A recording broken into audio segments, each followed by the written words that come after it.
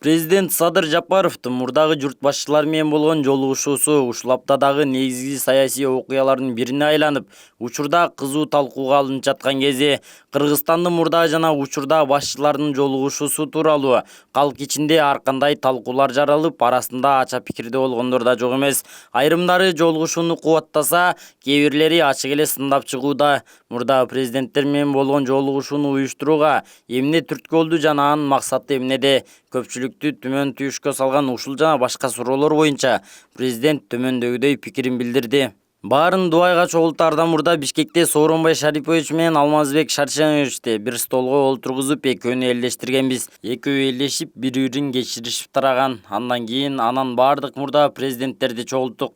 Албетте ар бири менен өз-өзүнчө сүйлөшүп, Дубайда жолугушабыз дегенбиз. Бири-бирине айткан жокпуз. Бул чындык. Айтсак айрымдары келбей коет эле. Бирок бизде сыр маалыматты жашыра албайсың да. Кыргызстанда баары ачык. Арасында баардык президенттер чогулуп жатканын билип алгандар да бар экен. Ошентсе да баары келип беришти. Мен сөз баштадым. Урматтуулар, негизги сөзгө өтөрдөн мурда сиздерге бир нерсени айтып коеюн.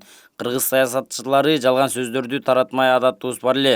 Тилекке каршы, элибиз дагы ошондой ушактарга тез ишенип алат. Мен жөнүндө 13 жылдан бери эле Бакиевден акча алып келип революция кылган жатат. Сооронбай Жээнбековдон 10 миллион доллар алып шайлоого барды. Экөөнү көз каранды деген сыяктуу жалган сөздөрдү тараткандар болду. Кудайдын куттуу жери, пайгамбарыбыздын буту баскан ыйык жерде отурабыз. Бирөөңөрдөн бир тыйын алган болсом, ушул жерден Кудай алдында айткыла дедим. Албетте жок дешти. Кыскасын айтсам, ушул жерде отурган баарыңыздардын алдыңарда финансылыктагы, саясий дагы карызым, милдеттемем жок.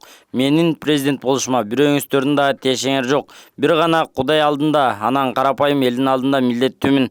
Кудай колдоп, карапайым эли алып келип бийликке койду.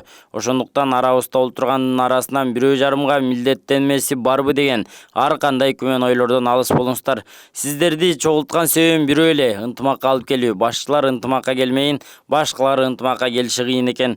Ошондуктан тарапташтарыңарды ынтымакка чакыргыла. Чындап келсе, мен силердин тарапташтарыңардын колдоосуна эле муктаж эмесмин. Өзүмдү колдогон 80% элдин колдоосу эле президенттик мөөнөтүм бүткөнчө жетет. Бирок калган 20% эл Баланчаевчи, Түгүнчөевчи болуп 6-7ге бөлүнүп жүрөт. Келиле бир эле кыргызстандык бололу. Көрүп турасыздар, дүйнөдө акыбал начар болуп турат. Кыргызстан эми гана бутубузга туруп келатабыз.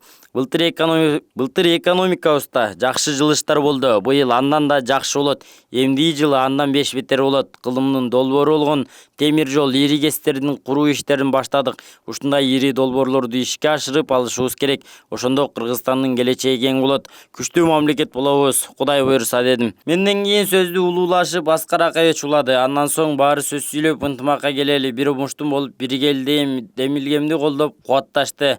Баары 4 саатка жакын убакыт жакшы олтуруп, анан тарап кетишти.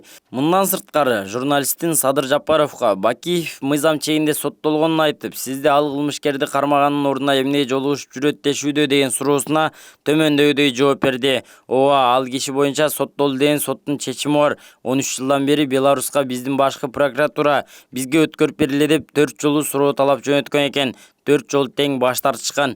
Менин жолугушуум боюнча айтсам, биздин баш мыйзамыбыз эң жогорку мыйзам. Мыйзамдардын атасы баш мыйзамдын 66-беренесинин 2-пунктунда президент элдин жана мамлекеттик бийликтин биримдигин камсыз кылат деп милдеттендирип турат. Мен милдетимди аткарып жатам. Ал эми жоопко тартылуусу боюнча болсо, ар бир адам Кудай алдында, тарых алдында, мыйзам алдында өзүнүн күнөөсү үчүн жооп берет деген. Курманбек Бакиевди өлкөгө алып келели деп жатасыңарбы деген журналисттин суроосуна көпчүлүк бул жолугушуу ушул максатты көздөгөн жазышууда. Эгер Бакиевди алып келе турган болсок, анда Дубайда эмес, Бишкекте эле чогултмакпыз да. Бакиевден башкасынын баары Бишкекке келе алат. Бакиевге соттун чечими бар. Ал келсе камакта олтуруш керек. Соттун чечимдерине баш ийишибиз керек.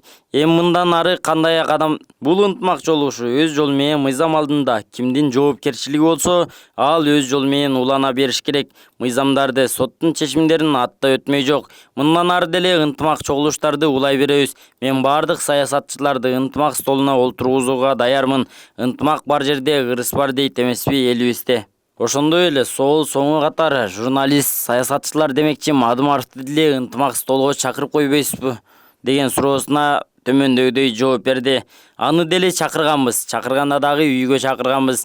Былтыр жай мезгилинде болчу. Бир дасторкондо отуруп келиңиз ынтымакташалы. Бир эле Кыргызстаныбыз бар, жаакташпай бирге иштешели. Бирип Кыргызстанды көтөрөлү дегенбиз. Укмуш тил табышып, кучакташып, достошуп, жылуу тараганбыз. Бир апта өтпөй эле сөзүнө турбай кайра тескери кетсе болобу? Мейли өзү билсин дедик. Башка эмне дейбиз? Ага жалдырамак белек. Ушул жана башка жаңылыктарды Сокол Медиа сайтынан окуй аласыздар. Каналга катталып, пикир калтырганды унутпаңыздар.